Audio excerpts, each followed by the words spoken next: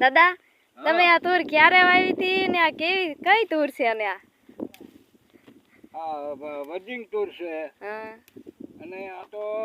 વાવણી થઈ હતી કેડે આ બાપા મેં સોંપી છે એમાં આજે મકાઈ વાવી હતી કપાસ વાવ્યો હતો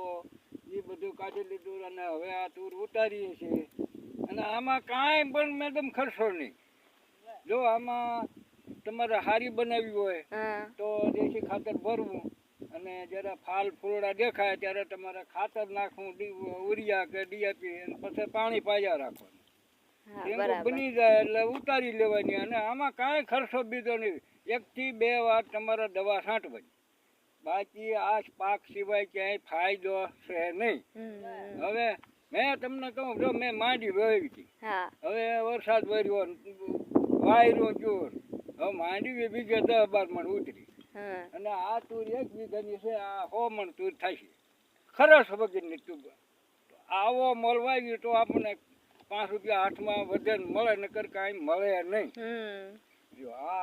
આ તુરના જો હા મફતના ભાવની થઈ છે હા બરાબર મસ્ત તુર હે હો હા હું આ 2 વર્ષ વાવું છું પણ મને આના સિવાય ગમતું નથી કાંઈ કે નકરી તુર જ હું વાવી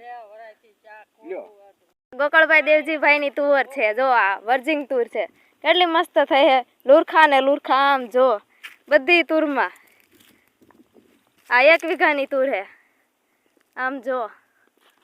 ચાલો મિત્રો હવે જઈએ છે આપણે ચાઇના તુર જોવા આ હતી વર્જિંગ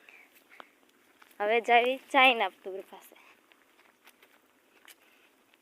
આ આવી ગઈ છે ચાઇના તુર જો આ અમારી ચાઇના આમાં ભી કેવા ફાલ છે કેવા લુરખા લુરખા સિંગું છે જો જો